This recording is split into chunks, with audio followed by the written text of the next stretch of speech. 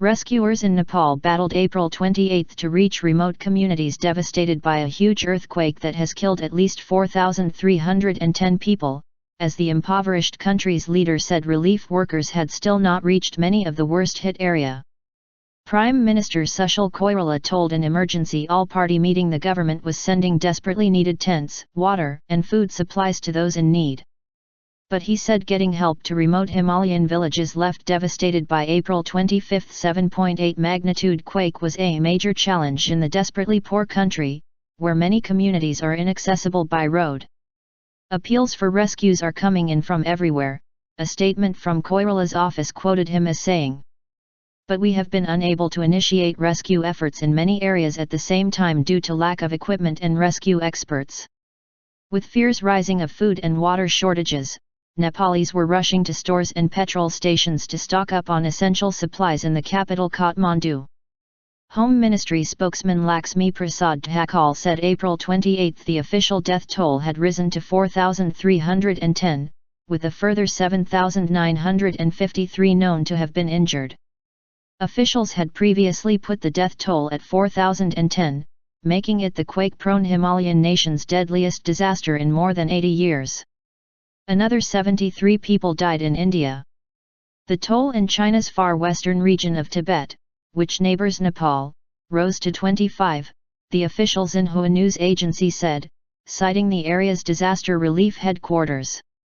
In Nepal, there are fears the death toll could jump once rescuers discover the full extent of devastation in villages outside Kathmandu.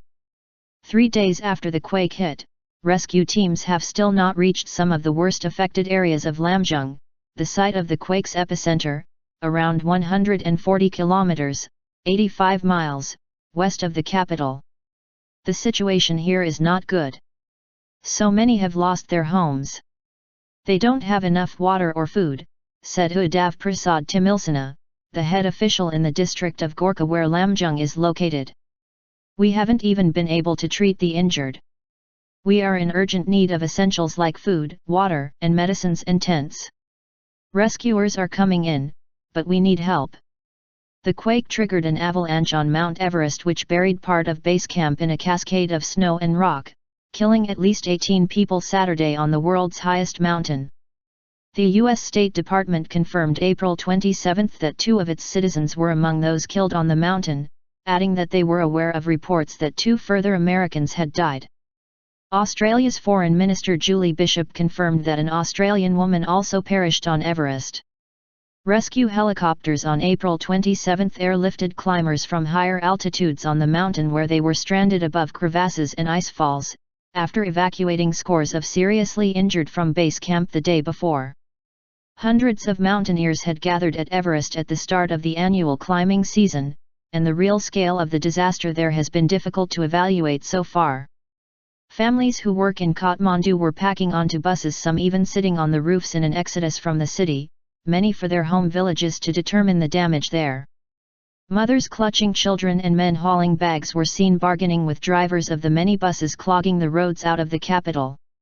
Long queues formed outside petrol stations while supermarkets were seeing a run on staples such as rice and cooking oil. Those who remained in the capital were sleeping outdoors in makeshift tents in parks and other open spaces, many having lost their houses and others too terrified to return home after several powerful aftershocks. With just plastic sheets to protect them from the elements, many were desperate for aid and information on what to do next. There is just too much fear and confusion, said B.J. Sreshtha, who fled to a park with his 3 children, wife, and mother when the quake hit. The Nepalese rescuers were being joined by hundreds of foreign aid workers from countries including China, India, and the United States. Hospitals have been overwhelmed, with morgues overflowing and medics working flat out to cope with an endless stream of victims suffering trauma or multiple fractures. Pledging $10 million in relief to help the victims, U.S. Secretary of State John Kerry said he had been shocked by the gut-wrenching images of the death and destruction.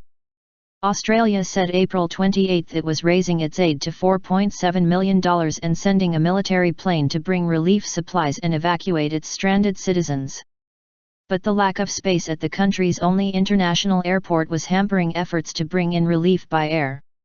Japan's International Cooperation Agency said a disaster relief team was making a third attempt April 28 to enter Kathmandu, after being twice turned away from a crowded airport on April 27. The quake is a serious blow to the economy of one of the world's poorest countries, already reeling from a decade-long civil war that ended in 2006. Nepal and the rest of the Himalayas, where the Indian and Eurasia tectonic plates collide, are particularly prone to earthquakes.